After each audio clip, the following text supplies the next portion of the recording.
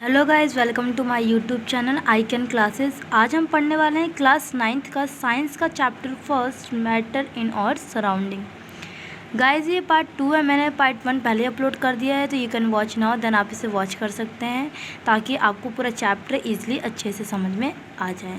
आइए आज हम पढ़ने वाले इस चैप्टर्स में characteristics of state of matter, मतलब जिन भी स्टेट ऑफ मैटर में जो मैटर्स होते हैं, जिस भी स्टेट में पाए जाते हैं, उनके क्या क्या कैरेक्टरिस्टिक्स होते हैं वो हम पढ़ने वाले हैं। जैसे जो मैटर होता है वो सॉलिड के फॉर्म में पाया जाता है और सॉलिड के क्या कैरेक्टरिस्टिक्स होते हैं, आइए स्टार्ट करते हैं। तो फर्स्ट पॉइंट से हम स्टार्ट करते हैं, तो हैव डेफिनेट शेप।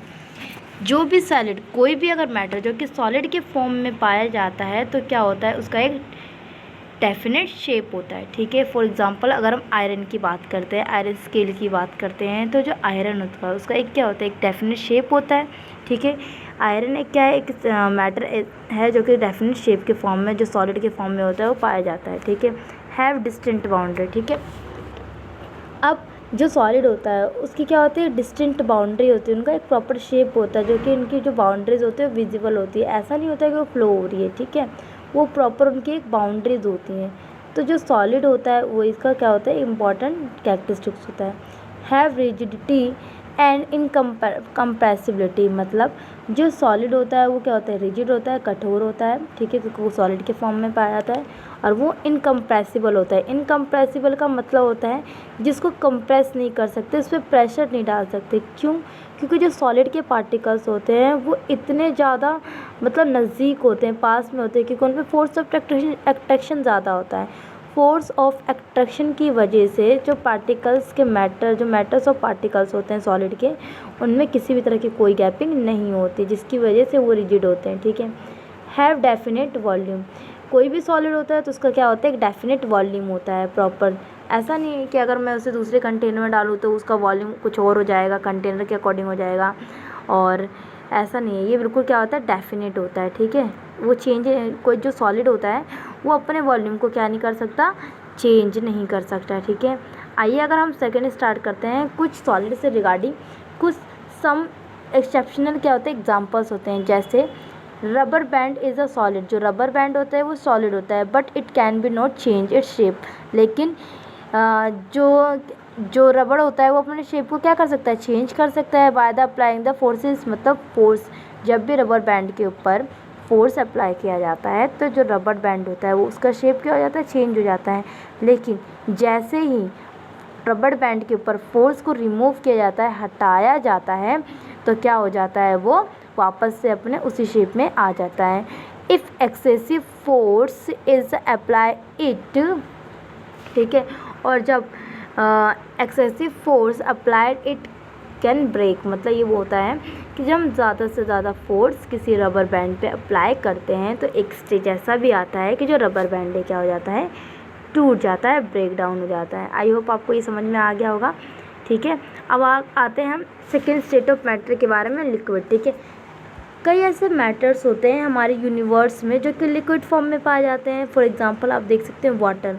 वाटर क्या है, ये लिक्विड फॉर्म में पाया जाता है लेकिन है तो एक मैटर। ठीक है, अब इसकी करैक्टरिस्टिक की अगर हम बात करते हैं तो है फ्लूडिटी। जो लिक्विड होते हैं क्या होते हैं, फ्लूडिटी होते हैं, मतलब इनकी इसका जो कैरेक्टर होता है, कैरेक्टरिस्टिक्स होता है वो होता है फ्लूडिटी, फ्लोइंग होता है। ठीक है, वाटर ईजिली कहीं भी क्या होता है, फ्लो हो जाता है। ठीक है, दे आर नॉट रिजिड, क्योंकि वाटर तो रिजिड नहीं होता है इसलिए ईजिली फ्लो कर जाता है। ठीक है, आइए जैसे कि हम कैरेक्टरिस्टिक की बात करते हैं, हैव लो कंप्रेसिबिलिटी। ठीक है, जो लिक्विड होता है वो क्या होता है, लो कंप्रेसिबिलिटी। लो कंप्रेसिबिलिटी का मतलब होता है लिक्विड के जो पार्टिकल्स होते हैं उनमें क्या होती है, थोड़ी थोड़ी गैपिंग होती है एज़ कम्पेयर टू सॉलिड। क्यों? फोर्स ऑफ अट्रैक्शन जो होता है लिक्विड के अंदर थोड़ा कम होता है लेकिन सॉलिड के अंदर में ज़्यादा होता है, और फोर्स ऑफ अट्रैक्शन का थोड़ा सा कम होने की वजह से जो लिक्विड के जो पार्टिकल्स होते हैं उनमें थोड़ी गैपिंग होती है, जिसको क्या किया जा सकता है, कंप्रेसिबल, उसमें प्रेशर डाला जा सकता है, और साथ ही साथ प्रेशर डाल करके उसे वापस से लिक्विड सॉलिड में चेंज किया जा सकता है। ठीक है, थर्ड कैरेक्टरिस्टिक की बात करते हैं, no definite shape and boundaries. अगर हम लिक्विड के थर्ड स्टेट ऑफ मैटर की बात करते हैं, कैरेक्टरिस्टिक की बात करते हैं, तो उसका कोई डेफिनेट शेप या फिर बाउंड्री नहीं होती। क्यों? They take the shape of the vessel, क्योंकि जब भी हम वाटर को किसी भी कंटेनर या विजल के अंदर डालते हैं तो वो उसी का ही क्या कर लेता है, शेप ले लेता है। ठीक है, हैव डेफिनेट वॉल्यूम।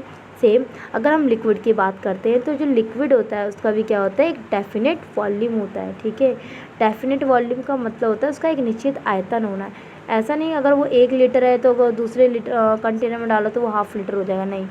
अगर वो 1 लीटर है तो वो 1 लीटर ही वाटर रहेगा। ठीक है, समझ में आ रही। तो क्या होता है कि जो लिक्विड होता है उसकी क्या होती है, डेफिनेट बाउंड्रीज होती है। ठीक है गाइस, आइए थर्ड स्टेट ऑफ मैटर की बात करते हैं, तो वो है गैसेस स्टेट। ठीक है, गैसेस स्टेट कई ऐसे मैटर्स होते हैं जो कि गैसेस स्टेट में पाए जाते हैं, जैसे कि आप देख सकते हो ऑक्सीजन, नाइट्रोजन, ठीक है, कार्बन डाइऑक्साइड गैस। मतलब कि हमारे इन्वायरमेंट में कई ऐसी गैसेस हैं जो कि मैटर ही हैं। ठीक है, जो कि गैस के फॉर्म में पाई जाती हैं।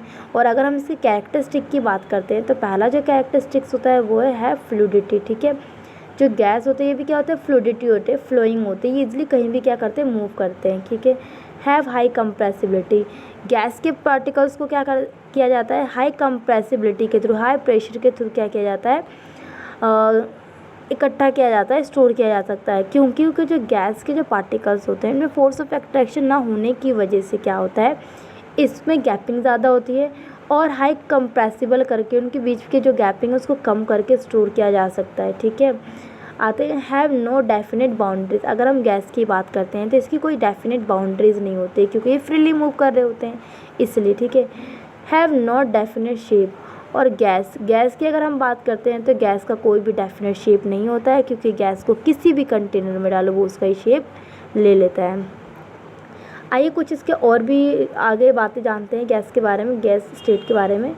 तो the particles in a gas are free to move. मतलब जो गैस के पार्टिकल्स होते हैं वो फ्रीली क्या कर रहे होते हैं, मूव कर रहे होते हैं एनी डायरेक्शन। ठीक है, एंड गैस कैन फ्लो। जो गैस होते हैं ये भी क्या होता है, जो गैस के पार्टिकल्स होते हैं क्या होते हैं, फ्लोइंग होते हैं।